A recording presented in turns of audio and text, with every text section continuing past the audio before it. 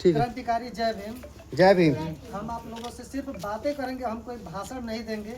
हमारा वैसे भी तबीयत खराब है थोड़ा, तो हम लोग मोटा मोटी यही बात करेंगे कि बाबा साहब ने किस तरह से हम लोग के अधिकार के लिए मेहनत किए। उनका जन्म महू में हुआ था, ये मध्य प्रदेश में पड़ता है। मोटा मोटी तो दीपक सर ने जो बात बोले, बहुत लंबा भाषण दी, हम उतना बड़ा नहीं देंगे भाषण, हम सिर्फ बातें करेंगे उनके बारे में। किस तरह से जो ज्योतिबा फूले थी, सावित्रीबाई फूले थी, इन लोगों ने किस तरह से मेहनत किया। वो शिक्षा देने के लिए, हम लोग के समाज के लोगों को शिक्षा देने के लिए कितने संघर्ष किए। उनके ऊपर लोग गोबर फेंक देते थे। वो जब पढ़ाने जाती थी, जब सावित्रीबाई फूले, तो वो 2 कपड़ा लेकर जाती थी। एक कपड़ा में वो जाती थी, जब गोबर लोग फेंक देते थे, कीचड़ उनके ऊपर फेंक देते थे, तो क्या करती थी कि जाके वहाँ पे स्कूल में जाके वो अपना दूसरा कपड़ा बदल के फिर वो बच्चों सबको पढ़ाती थी। उसमें महिलाएं भी शामिल थी और जो बैकवर्ड क्लास के लोग हैं वो भी शामिल थे। हम सबको सब काम आता है। हमारे समाज के लोगों को आप घर बनाने के लिए बोल दीजिए, घर बनाना आएगा। आप कुछ भी बनवा लीजिए, कुछ भी करवा लीजिए, सब काम आता है। हमारे समाज के लोगों को बोलना नहीं आता ऐसे। जिस दिन हमारे समाज के लोगों को चपड़ चपड़ बोलना आ गया ना, उस दिन समाज बदल जाएगा। अब बोलना कैसे आएगा? बोलना तब आएगा जब हमारे समाज के लोग जब अच्छे से पढ़ेंगे, जब शिक्षित होंगे। जब हम पढ़े लिखे नहीं रहेंगे, हमको कोई भी भुलिया देगा। मान के चलिए कि आज से हमारे बाप दादा जो थे, आज से 100 साल पहले, तो सतुआ पर भी जमीन बेच देते थे, खाने के लिए लाली पूरा आफत था। ये बात सही है कि नहीं है? तो आप सोचिए कि हम लोग जब शिक्षित, अभी हम लोग से कोई सतुआ पर लिखवा सकता है जमीन? नहीं लिखवा सकता ना। अभी हम लोग थोड़ा शिक्षित हो गए हैं, तो सोचिए एक समय था जब हमारे समाज के लोगों के पास शिक्षा नहीं था। जो कुछ ही लोग थे, जो अवतरित लोग थे, उनके पास शिक्षा का अधिकार था। वो लोग शिक्षा लिए थे और हम लोग के लोगों को बेवकूफ़ बनाते थे, हम लोग के लोगों को ठगते थे। वो लोग बहुत बड़े लोग नहीं हैं, और दरअसल वो लोग बहुत बड़े ठग हैं।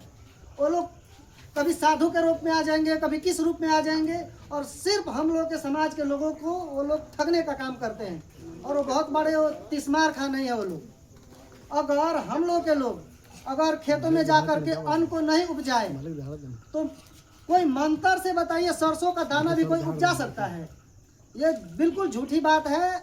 आप मेहनत जब तक नहीं करेंगे, आप संघर्ष से ही कुछ भी होगा। एक गाड़ी चल रहा है, जहाज चल रहा है, हेलीकॉप्टर चल रहा है, बहुत बड़े बड़े इंडस्ट्री चल रहा है, ये मंत्र से नहीं चल रहा है। ये सभी चीज है वो हम लोग के परिश्रम से चल रहा है, शिक्षा से चल रहा है, विज्ञान से चल रहा है। तो सोचिए, हम लोग को मेहनत करने की जरूरत है। जितना हम लोग मेहनत करेंगे, जितना हम लोग पढ़ेंगे लिखेंगे, तब जाके हम लोग डीएम बनेंगे, एसपी बनेंगे, कलेक्टर बनेंगे। अगर हम लोग दरअसल जब हम लोग पढ़ जाएंगे, तो हम लोग समझेंगे कि हमारा जो समाज है, वो हमारे समाज का कितना भागीदारी है। हम लोग जितना जनसंख्या है, बाबा साहब ने क्या किए थे? सबसे पहले सर्वे किए थे कि हमारे समाज में कौन कौन से समाज है इस देश में, और कितने परसेंट में है, कितने जनसंख्या में है। तो उन्होंने सबसे पहले जनसंख्या के आधार पर आरक्षण दिए थे। वो बैकवर्ड क्लास के हम हैं, शैक्षणिक रूप से बैकवर्ड है, आर्थिक रूप से बैकवर्ड है, हम लोग हर तरह से बैकवर्ड है। लेकिन फिर भी उन्होंने बैकवर्ड क्लास को देखा, उनके परिस्थिति को समझा और फिर से आरक्षण दिए। जब हम लोग समझ जाएंगे कि मान के चलिए हमारे समाज के लोग, अगर कहीं कोई विवाद हो गया, भूमि विवाद हो गया, जा रहे हैं पुलिस स्टेशन में, हमारे समाज का आदमी का FIR ही नहीं लिख रहा है लोग। अब हमारा आदमी क्या करेगा? जब FIR नहीं होगा, हमारा कोई सुनने वाला नहीं होगा, हमारे लोग अगर चले जाते हैं कहीं भी कोर्ट कचहरी में, तो हमारे लोगों से बहुत सारा पैसा वो लोग टांगते हैं, काम भी नहीं करते हैं, ऊपर से धमकी देते हैं।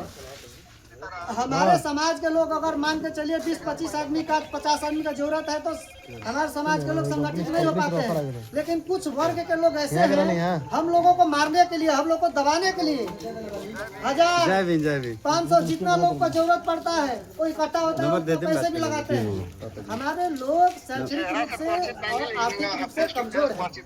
अच्छा ठीक है, हो जाएगा, नंबर दे देंगे। और मेहनत से आगे बढ़ने की जरूरत है। जब हमारे समाज के लोग पढ़ लिख जाएंगे, हम लोग समाज के लोग जब पढ़ लिख के जब अपना अधिकार ढूंढेंगे, समझेंगे कि हम लोग कितने परसेंट है, हमारी भागीदारी पुलिस स्टेशन में कितना है, हमारे लोग जज कितने हैं, हमारे समाज के लोग बड़े बड़े पदों पे कितने हैं, तब जाके जब हमारा भागीदारी सुनिश्चित हो जाएगा तब हमारे समाज के लोगों का उद्धार होगा। जब हम डीएम बन जाएंगे, एसपी बन जाएंगे, तब जाके कोई हमारे पास आएगा कि हाँ मैं दुखिया हूँ, मेरा मदद की जरूरत है।